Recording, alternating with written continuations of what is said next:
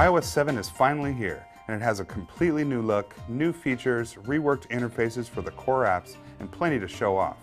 I'm only going to cover a few of the changes here, but there's plenty more to check out in my full review. When you first start up iOS 7, you'll notice immediately the new passcode screen, colorful icon designs, and flattened buttons. This is the first time there's been a major redesign since the iPhone was released in 2007, so it can be a little jarring at first for longtime iOS users. Still, I got used to the new look pretty quickly, and I like what I see so far. To get started, let's check out the new Control Center. A feature already available in the Android OS, the Control Center gives you easy access to adjust your most used settings, and all it takes is a swipe up from the bottom of the screen. From here, you can get to common actions like turning on airplane mode, setting up Wi-Fi and Bluetooth, and you get a slider for quickly adjusting brightness. You also have music controls and buttons across the bottom for quick access to the flashlight, setting your alarm, opening the calculator, and bringing up the camera. You can access the Control Center from any screen, so you don't have to dig through the settings anymore. Next, let's look at Safari. Apple's mobile web browser finally has a unified search and address bar at the top, so you can just type in a search term or URL and you're off and running.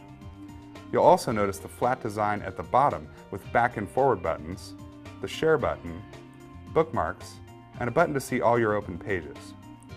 Browsing through open websites is a much better experience than before, letting you swipe to browse, tap to open the page, or swipe to the side to close it. Now let's check out music. The redesign shows a lot more white space, and you'll notice there are still buttons at the bottom for Genius features, playlists, and artists. But over on the left is a brand new addition with iTunes Radio. Here you'll be able to create a station based on an artist or song, then hear a mix based on your selection. You also can simply pick a genre and start listening.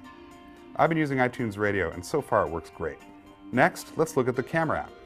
Along with the new look, you can now swipe to switch between video, still, square-shaped, and pano shots. You also have a new colorful icon in the lower right that lets you bring up quick filters you can pick before you take a picture. When you want to browse your shots, the Photos app got some cool changes as well, sorting your photos by year in a huge mosaic. Though you can touch and drag to see specific images, you also can simply touch the year to drill down to show photos by date and location.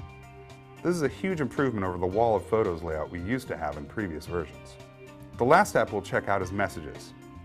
You'll notice the flat chat bubbles no longer have that 3D look, but one new feature will definitely come in handy. A quick swipe to the left shows the time each text was sent, where you only had a general sense of the time in previous versions of the OS. While it may not seem like a big deal, texting is now a major form of communication, and I know I'm not the only one who would like to know exactly when texts are sent and received. There's a lot more to look at, but in the interest of time, we couldn't possibly get to all the new changes. Read my full review for a complete breakdown of new features in iOS 7. Thanks for watching, everyone. This has been a first look at iOS 7. I'm Jason Parker for CNET. See you next time.